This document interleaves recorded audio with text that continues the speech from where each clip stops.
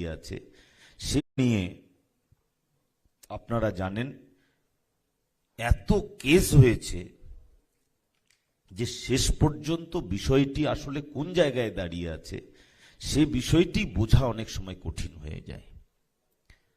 আমরা আমার দপ্তর সব দিক বিবেচনা করে এসএসসির আইন,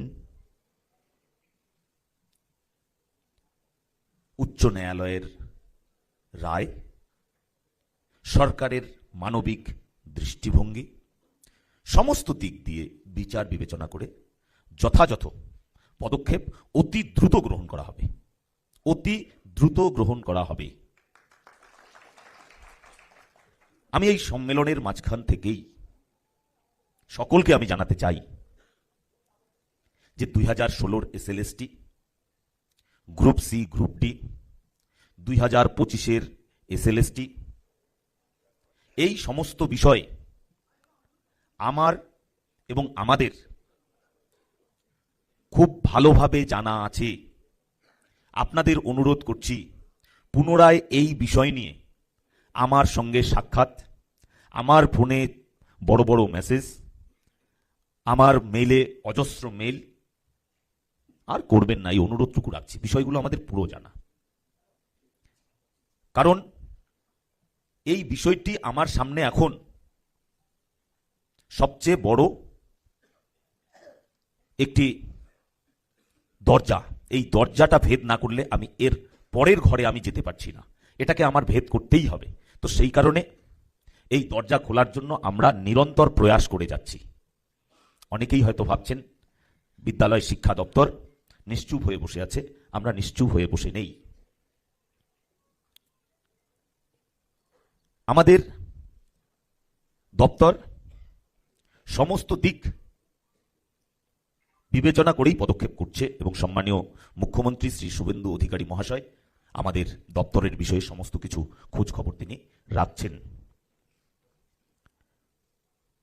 আমাদের এই সরকার মানবিক দৃষ্টিভঙ্গি নিয়ে চাকুরির বয়স 5 বছরের জন্য বাড়িয়েছেন বা একটা শিথিলতা দিয়েছেন, এক্সটেনশন দিয়েছে। যারা সেই বয়সের আছেন, যারা এখনো এসএসসি বসতে পারেননি বা হয়তো বা 15-20 বছর আগে একবার বসেছেন তারপরে আর সুযোগ পাননি, তাদের সকলের কাছে আমার আবেদন, আপনারা পুনরায় প্রস্তুতি নিন।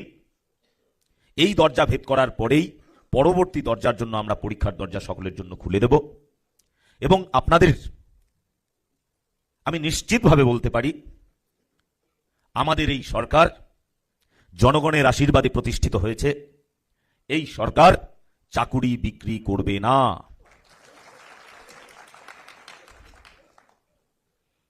আপনারাও যেমন চাকুরির জন্য আসবেন না,